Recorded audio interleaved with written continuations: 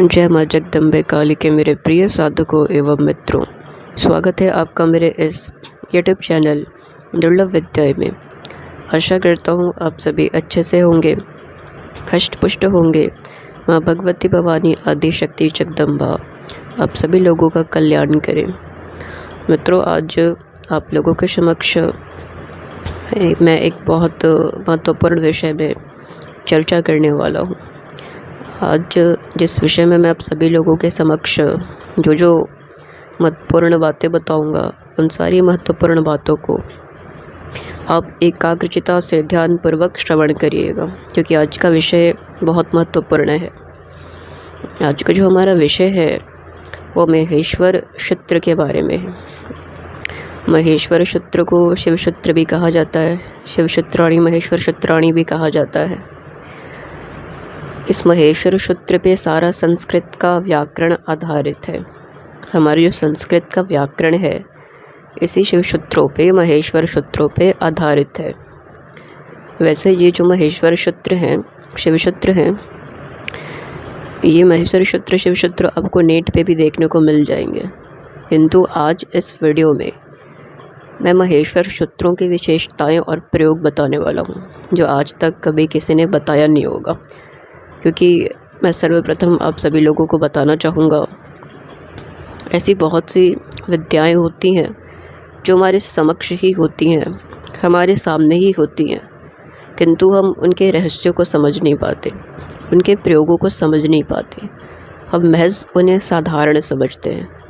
कारण क्या है? क्योंकि ज्ञान का अभाव है या कोई बताने वाला नहीं मिला।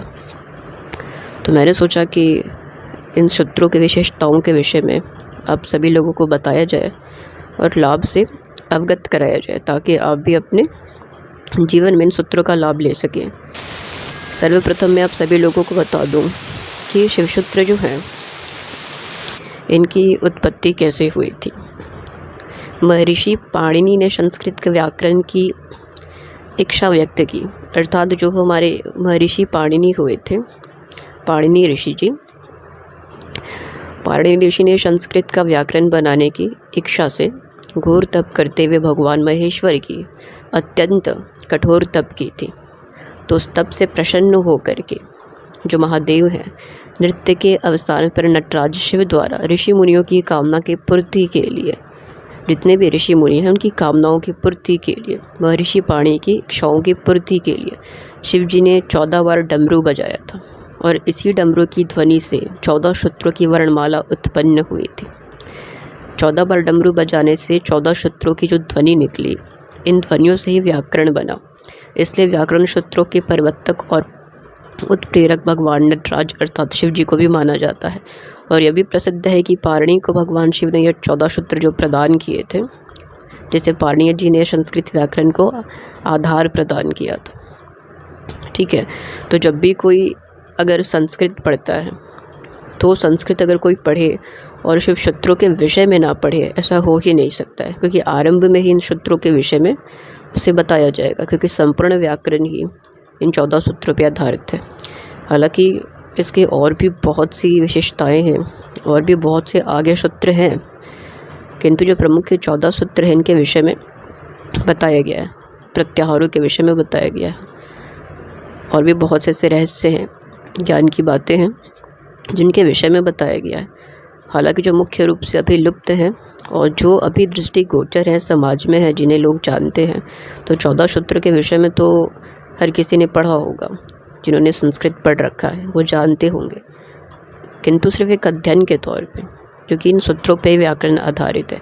किंतु इसके अतिरिक्त इसकी क्या क्या विशेषताएं हैं, ठीक है, तंत्र मार्ग में, अध्यात्म के मार्ग में इसकी क्या क्या विशेषताएं हैं, वो मैं बताता हूँ कि इन 14 सूत्रों का प्रयोग व्यक्ति किन किन प्रकार से कर सकता है। सर्वप्रथम मैं बता दूँ कि इन सूत्रों की क्या क्या विशेषताएं और क्या प्रयोग होते हैं। जैसे अगर किसी ने बिच्छू ने किसी को अगर काट लिया हो, तो इन सूत्रों से झाड़ने से विष उतर जाता है, या जल को भी मंत्रित करके देने से, और जिस स्थान पे बिच्छू ने डंक मारी हो, मंत्रों को उच्चारण करते हुए, सूत्रों को पढ़ते हुए फूंक लगा देने से बिच्छू का विष जो होता है उतर जाता है। दूसरा प्रयोग इसका ऐसा है कि अगर किसी व्यक्ति को सर्प ने काट लिया हो, सर्प ने डस लिया हो, तो उस व्यक्ति के कान में इन्हीं सूत्रों को उच्च स्वर में पढ़ना चाहिए, अर्थात उसे सुनाना चाहिए। तो इससे भी क्या होता है कि जो विष होता है वो तक्षण उतर जाता है। तीसरी जो इसकी प्रयोग विधि है वो ये है कि अगर किसी भी व्यक्ति के ऊपर नकारात्मक शक्तियों का वास हो, आवेश हो, प्रेत बाधा से कोई ग्रसित हो, तो ऐसी अवस्था में शुद्ध गंगा जल पे इन्हीं सूत्रों को अभिमंत्रित करके जल के छींटे मारने से तक्षण उस ग्रसित रोगी के ऊपर जिस प्रकार की भी नकारात्मक ऊर्जा या प्रेत बाधा होगा उसका आवेश छूट जाता है, नकारात्मक शक्तियाँ छोड़ के तक्षण चली जाती है। उसके पश्चात क्या किया जाता है, भोजपत्र पे अनार की कलम के माध्यम से सफ़ेद चंदन के घोल के द्वारा इन्हीं 14 सूत्रों को लिख करके चांदी की तावीज़ में अच्छे से डाल करके लाल या काले रंग के धग्गे से, ठीक है, उस तावीज़ को पिरो करके बाजू या गले में धारण करा देने के पश्चात क्या होता है कि वो व्यक्ति सदैव सुरक्षित रहता है। किसी प्रकार की नकारात्मक ऊर्जा पुनः उसके शरीर पे प्रवेश नहीं कर सकती, नहीं आ सकती, वो सदैव सुरक्षित रहेगा। चौथे प्रयोग इसके क्या हैं, चौथे प्रयोग में यह है कि अगर किसी भी प्रकार की ज्वर अगर किसी व्यक्ति को हो जाती है, जैसे जो तिजारी ज्वर होता है, तिजारी ज्वर अर्थात ऐसा ज्वर जो ठंड लगने के पश्चात हर तीसरे दिन आने वाला ज्वर, जिसको तिजारी ज्वर भी कहते हैं। चौथिया ज्वर क्या होता है, जो हर चौथे दिन आने वाला ज्वर होता है, उसको चौथिया ज्वर कहते हैं। तो ऐसे ज्वरों में, ऐसे ज्वर आदि में इन सूत्रों द्वारा अभिमंत्रित करके जल पिलाने से या झाड़ा देने से, ठीक है, सामने वाले व्यक्ति को तक्षण जो ज्वर होता है उसका सही हो जाता है। या फिर पीपल का एक बड़ा पत्ता ला करके उन पत्रों पे इन सूत्रों को लिख करके अनार की कलम के माध्यम से चंदन का घोल बना करके और उस पीपल के पत्तों को अच्छे से फोल्ड करके और उस व्यक्ति को अगर किसी भी दग्गी में धारण करा दिया जाए पिरो करके, तो भी तुरंत 1 मिनट के अंदर अंदर उसका ज्वर जो है सही हो जाता है। पांचवा इसका जो प्रयोग है वो भी काफ़ी महत्वपूर्ण और ख़ास प्रयोग है। अगर कोई व्यक्ति उन्माद या मृगी इस प्रकार की बाधा से, रोग से ग्रसित है, तो वैसी अवस्था में क्या किया जाता है, इन्हीं सूत्रों से झाड़ना चाहिए। कम से कम 11 दिनों तक जल के ऊपर 21 बार इन सूत्रों को भी मंत्रित करके जल का सेवन कराना चाहिए। साथ ही साथ इसी प्रकार से भोजपत्र पे चंदन के घोल के माध्यम से नार की लकड़ी के माध्यम से अच्छे से नार की लकड़ी को छिलके कलम बना करके और सफ़ेद चंदन के घोल के माध्यम से इन्हीं 14 सूत्रों को लिख करके अच्छे से और चांदी की तावीज़ में अच्छे से डाल करके और लाल दग्गी में अच्छे से पिरो करके उस व्यक्ति को धारण करा देने से बाजू या गले में उसकी जो मिर्गी की दिक्कत होगी, समस्या होगी, बीमारी होगी, तो पूर्ण तरीके से धीरे धीरे सही हो जाती है। आप इन सूत्रों का इस प्रकार से प्रयोग कर सकते हैं। दूसरी बात, इन सूत्रों का प्रतिदिन अपने दैनिक जीवन में 1 माला जप अवश्य करना चाहिए।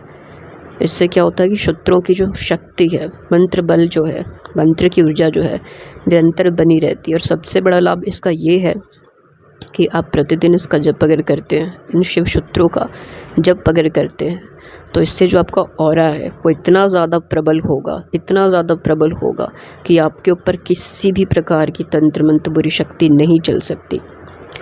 कोई भी प्रेत, किसी भी प्रकार की नकारात्मक शक्ति आपके शरीर में स्पर्श तक करने की क्षमता नहीं रखेगी। आपके ऑरा के इर्द गिर्द भी भटकने की ज़रूरत, हिम्मत नहीं रखेगी।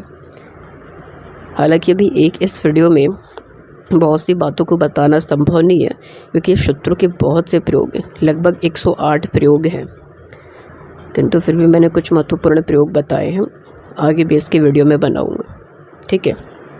अभी एक बात और स्मरण रखिएगा जो सबसे ज़्यादा महत्वपूर्ण है, वो ये है कि ये जो 14 शिव सूत्र हैं, इन सूत्रों का स्मरण जप शुद्ध होना चाहिए और एक श्वास में बोलने का प्रयास होना चाहिए। सबसे महत्वपूर्ण बात यही है कि इन सूत्रों का जप एक श्वास में बोलने का प्रयास आपका होना चाहिए। आप सर्वप्रथम इसको कंठस्थ करेंगे।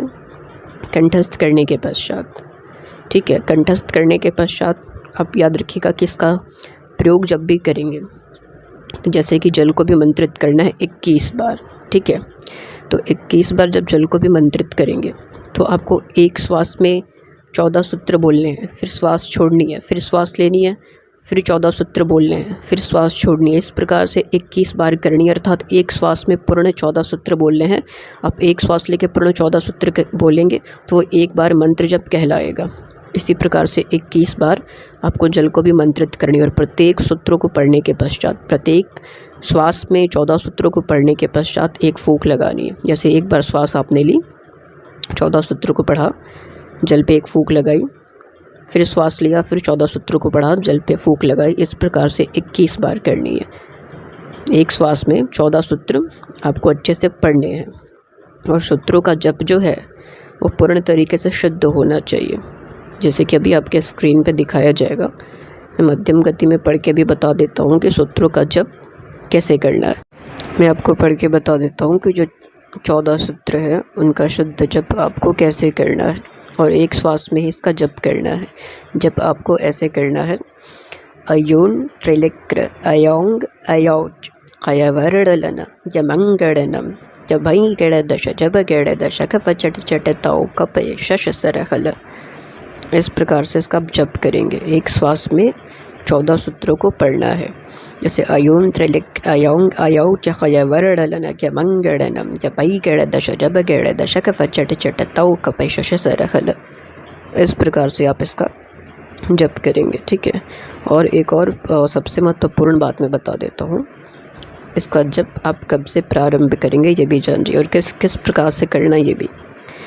किसी भी पूर्णिमा के दिन से जप प्रारंभ कर सकते हैं, किसी भी त्रयोदशी के दिन जप कर सकते हैं, ठीक है। वैसे आपको इसका प्रतिदिन जप करना होगा, ठीक है। प्रतिदिन करते हैं तो बहुत अच्छा। उससे सबसे बड़ा लाभ आपको क्या प्राप्त होगा, आपका ऑरा बहुत प्रबल होगा। साथ ही साथ आपकी आंतरिक शक्तियाँ जो हैं, आंतरिक ऊर्जाएँ जो हैं वो भी जागृत होती हैं धीरे धीरे।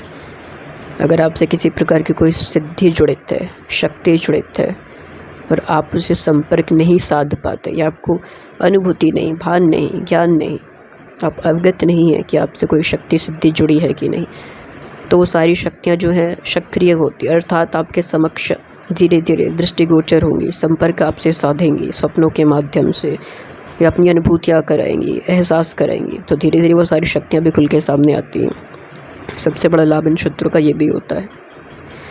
किसी भी सोमवार के दिन से आप इसका जप प्रारंभ कर सकते हैं, ठीक है। हालांकि ये जो आप एक श्वास में जब इसका जप करना सीख जाएंगे तो ये आपके लिए कार्य करने लगेगा, किंतु उससे भी सर्वप्रथम की जो क्रिया है वो समझ लीजिए।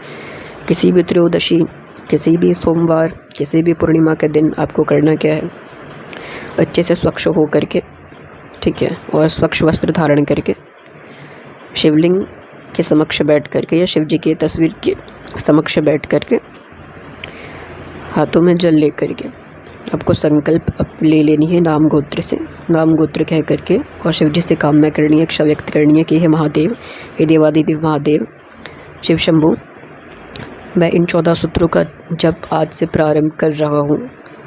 मेरी यह कामना है कि मैं इन जप से, इन 14 सूत्रों से मानव कल्याण करना चाहता हूँ। मैं इन 14 सूत्रों की ऊर्जा से, इन 14 सूत्रों के माध्यम से जन कल्याण करना चाहता हूँ। साथ ही साथ इन 14 सूत्रों की शक्ति सदैव मेरी रक्षा करे, किसी भी प्रकार की तंत्र मंत्र मेरे ऊपर कभी प्रभाव न करे, मेरा और पूर्ण तरीके से प्रबल हो, आपके विशिष्ट कृपा मेरे ऊपर बनी रहे। इन 14 सूत्रों को पूर्ण तरीके से मेरे लिए महादेव जागृत कर दीजिए। ऐसी कामना करते हुए, प्रार्थना करते हुए जल को शिव जी के समक्ष या शिवलिंग के समक्ष आपको छोड़ देनी है।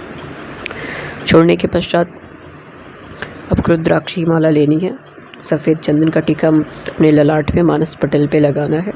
आसन पे अच्छे से बैठ जानी है। शुद्ध घी का दीपक जला लेना है। 4 या 2 अगरबत्ती जला लेनी है। जलाने के पश्चात एक माला आपको फेरनी है, ठीक है ना, अच्छे से बैठ करके एक माला।